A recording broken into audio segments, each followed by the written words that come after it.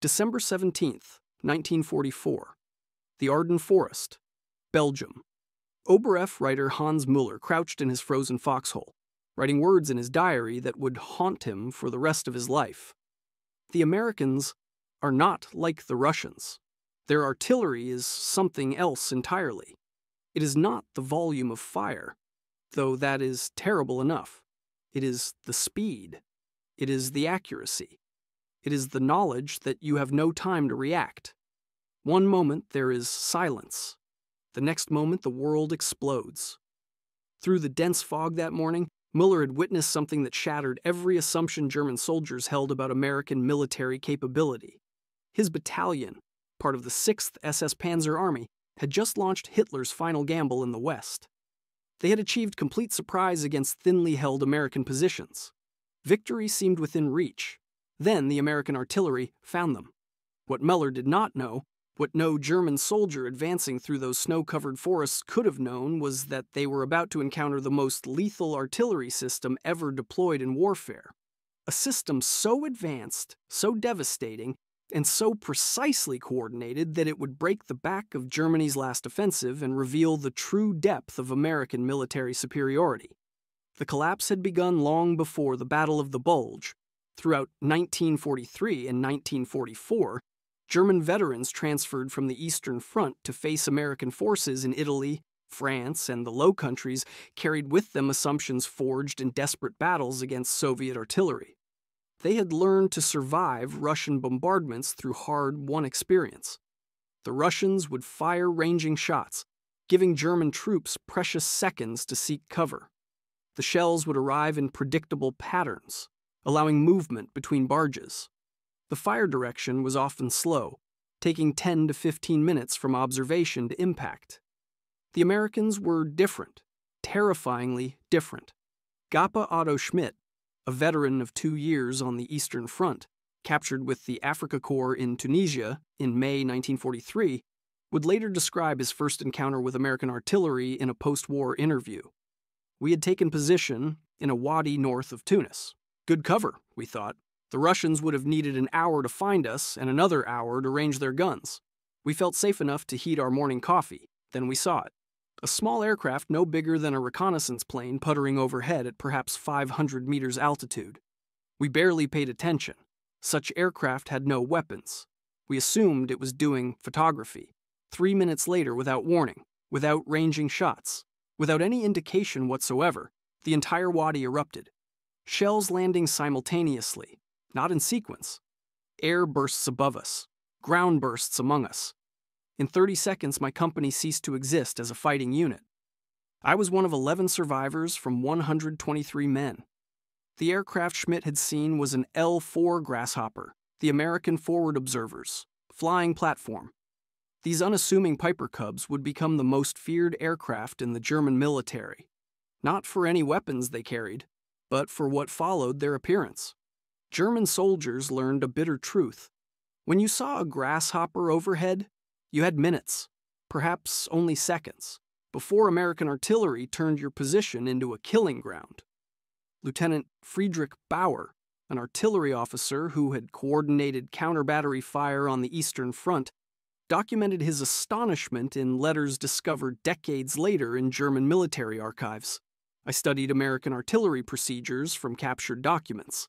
Initially, I believed these documents were deception, propaganda designed to intimidate. No artillery system could perform as described. The coordination required would be impossible. Then I witnessed it myself. Near Senyo, an MRT, American Grasshopper, appeared. We tracked it, preparing to displace our guns as standard procedure. Before we could move, before we had even computed firing data for counter-battery fire, American shells were landing on our position. Not random fire, not area saturation, precise fire on each gun. They had calculated firing solutions, coordinated multiple batteries at different ranges, and delivered simultaneous fire in less time than it took our own forward observers to radio map coordinates to our fire direction center. The secret to American artillery superiority lay not in a single innovation, but in a comprehensive system that integrated technology, training, and industrial capacity at a level Germany could never match. The foundation was the Fire Direction Center, a concept that revolutionized artillery employment, where German artillery batteries calculated firing solutions individually. American batteries fed all data to a central fire direction center that could coordinate fire from dozens of batteries simultaneously. The FDC system depended on pre-computed firing tables. In offices across the United States, rooms full of women worked with mechanical calculators, slide rules, and logarithm tables computing firing solutions for every conceivable combination of variables. Wind speed and direction, temperature, humidity, barrel wear, propellant temperature, altitude differences between gun and target. These tables, printed in books small enough to carry in a map case, allowed American fire direction officers to calculate precise firing solutions in minutes rather than hours. Hedman Vera Hoffman, a mathematics professor conscripted into the Wehrmacht artillery, examined captured American firing tables after the war. His analysis preserved in German military records revealed his stunned appreciation. These tables represent years of computational work, thousands of hours on mechanical calculators.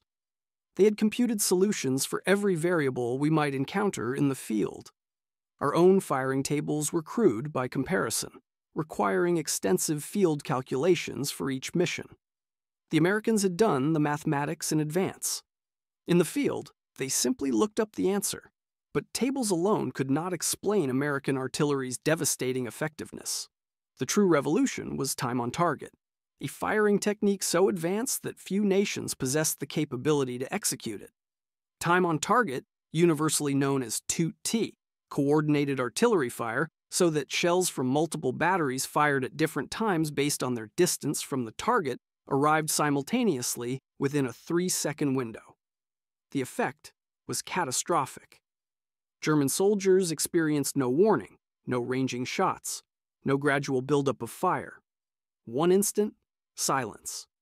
The next instant, dozens of shells detonating simultaneously. Troops in the open, whose survival against conventional artillery depended on dropping prone at the first explosion, had no time to react. Studies conducted after the war revealed that 66% of artillery casualties occurred in the first few seconds of a barrage. Time on target maximized casualties by eliminating warning. Stabsfeld-Welbull Kurt Zimmermann, who survived toot strikes during the Battle of the Bulge, wrote in his diary discovered by American forces in a captured command post. "It is not artillery as we understand it. It is something new. You hear nothing. Then the world ends. Every shell arrives in the same second. The air bursts kill men who would survive ground bursts. The ground bursts kill men who would survive air bursts. There is no time to dive for cover, no time to reach a hole, no time even to drop flat. You are simply alive one moment and wounded or dead the next." The speed of American artillery response shocked German commanders. German artillery, considered among the world's best, could deliver fire in 8 to 10 minutes under ideal conditions. American artillery routinely delivered accurate fire in 3 minutes. This speed derived from multiple factors. American forward observers used new FM radios that provided clear, static, free communication. German forces still relied primarily on AM radios plagued by interference. American radios were also far more numerous. Every infantry battalion had multiple radio-equipped forward observers. German battalions typically had 1 or 2 radios, often shared between units. The forward observers themselves represented another American advantage. German forward observers were artillery officers, often lacking infantry training or experience. American forward observers were specially trained personnel who understood both artillery and infantry tactics. They moved with infantry units, lived with infantry soldiers, and coordinated fire as an integrated part of combined arms operations. Moreover, American artillery observers could call upon an entire corps artillery, not just their own battalion.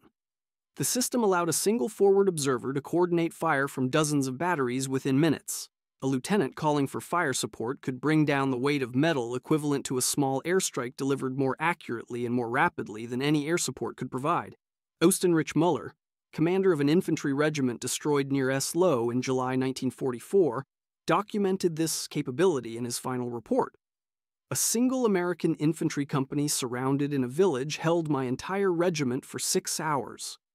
Every time we attempted to assault, artillery fire drove us back. Not from one battery, but from what seemed like dozens of batteries. The forward observer with that company, probably a lieutenant or captain, commanded more firepower than I could bring to bear with my entire regimental artillery. We lost 400 men attempting to overrun 120 Americans. We failed. The artillery pieces themselves demonstrated American industrial superiority. The M2A 105mm howitzer, the standard American light artillery piece, was a marvel of engineering and manufacturing. Rock Island Arsenal had perfected production techniques that allowed rapid manufacturing to precise tolerances. By the end of World War II, 8,536 M2A1 howitzers had been produced. Each American infantry division had 36 of these howitzers organized into 3 battalions of 12 guns each. These battalions were fully motorized, towed by trucks or half-tracks that could move at highway speeds. Displacement from one firing position to another, an evolution that took German horse-drawn artillery 2 to 3 hours, took American motorized batteries 20 to 30 minutes. The contrast in mobility was stark. German artillery remained predominantly horse-drawn throughout the war.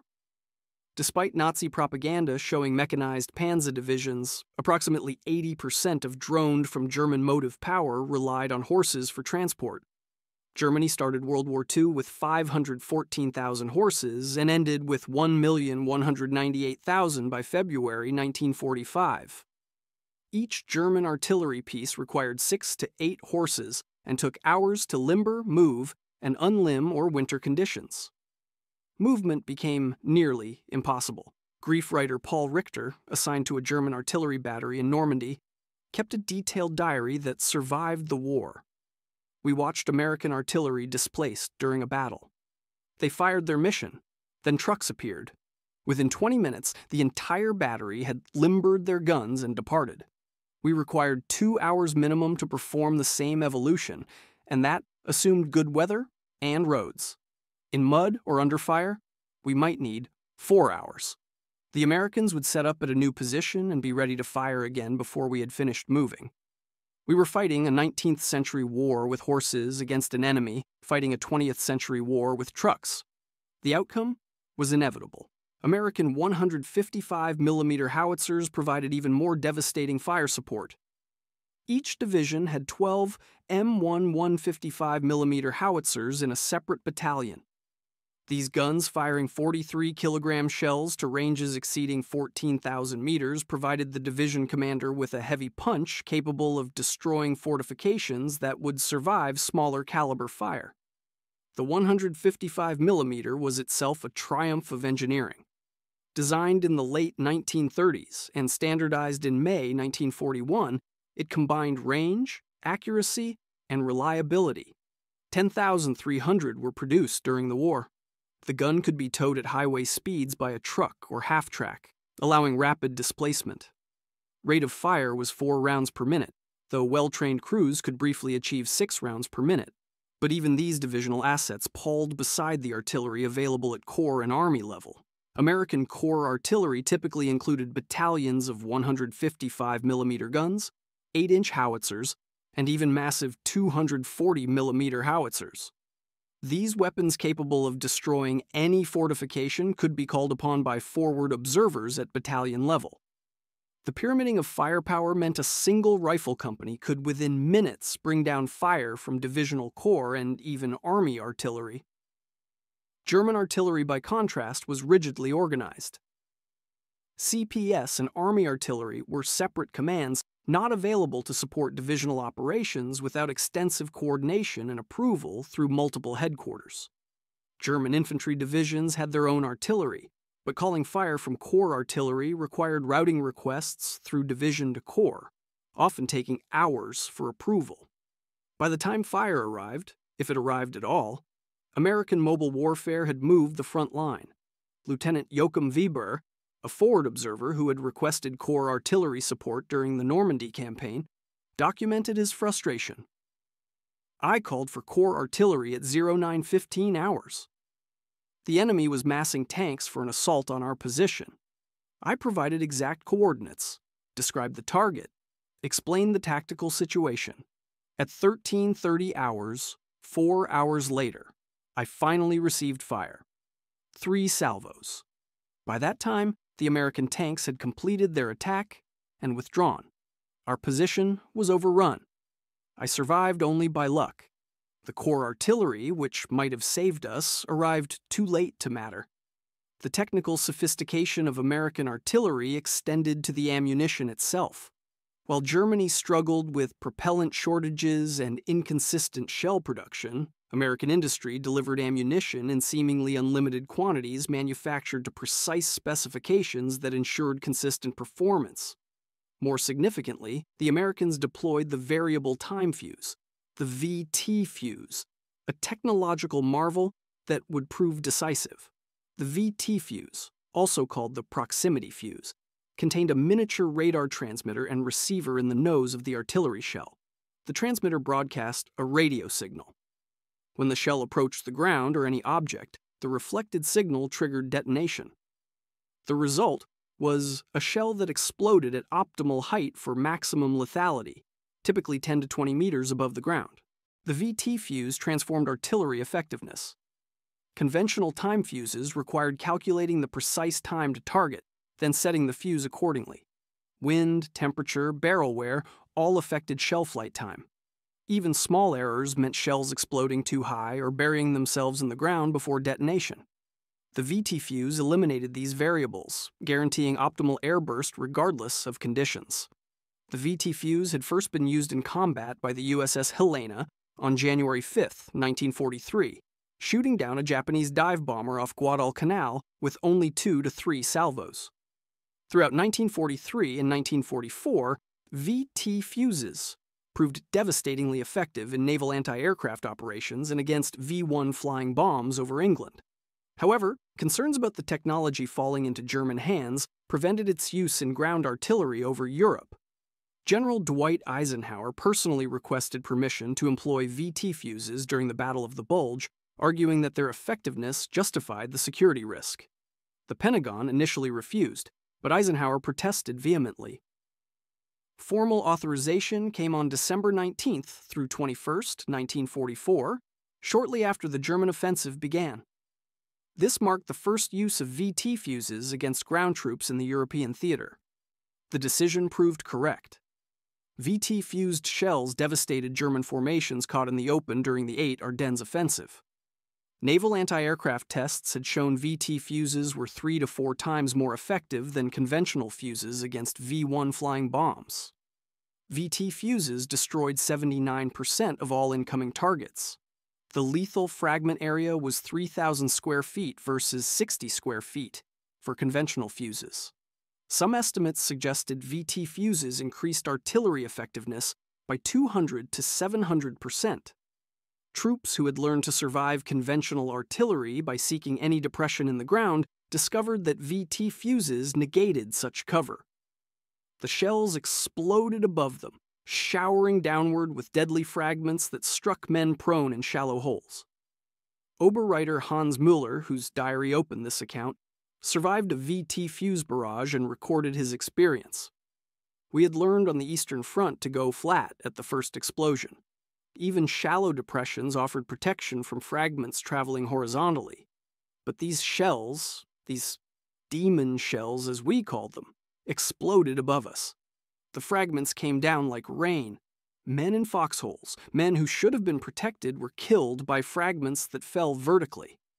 There was no defense except deep bunkers, and we had no time to dig deep bunkers. We simply died. The psychological impact of VT fuses compounded their physical effects. German soldiers trained to respond to artillery by seeking cover found their training irrelevant.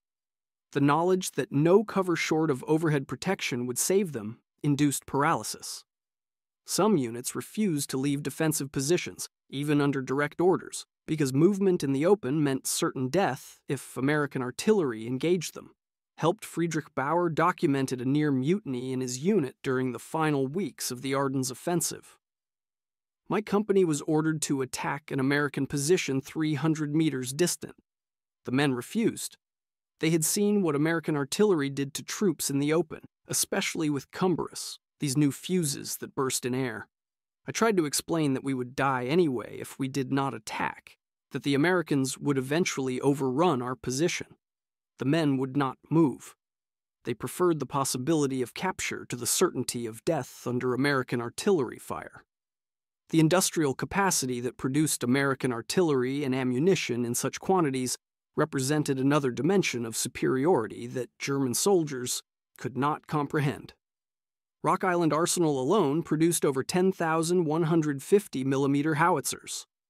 Multiple factories produced 155 mm howitzers and heavier weapons. Shell production reached staggering levels throughout the war. German production hampered by Allied bombing, resource shortages, and inefficient allocation of industrial capacity never approached American levels. German artillery pieces were often superior in design to their American counterparts, but Germany produced them in insufficient numbers and lacked the industrial capacity to maintain production as the war continued. By 1944, German artillery batteries often operated at half strength with guns destroyed or worn out and no replacements available.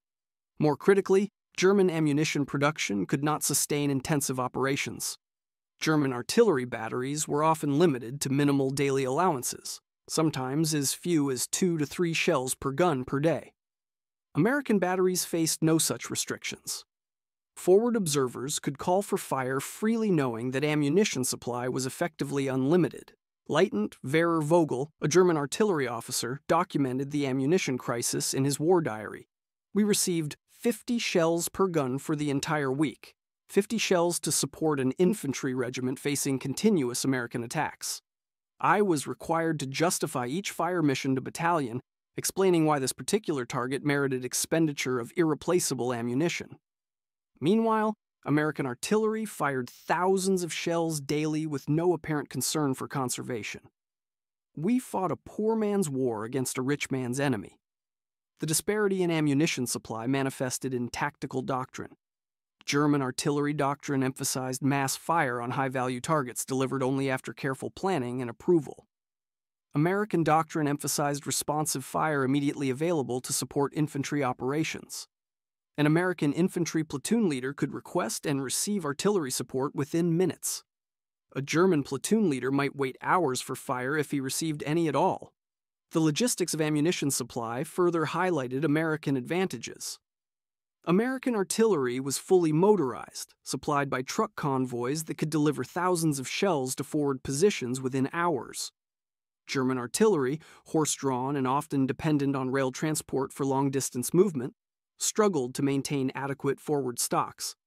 As Allied air power interdicted German rail networks, ammunition supply became increasingly difficult.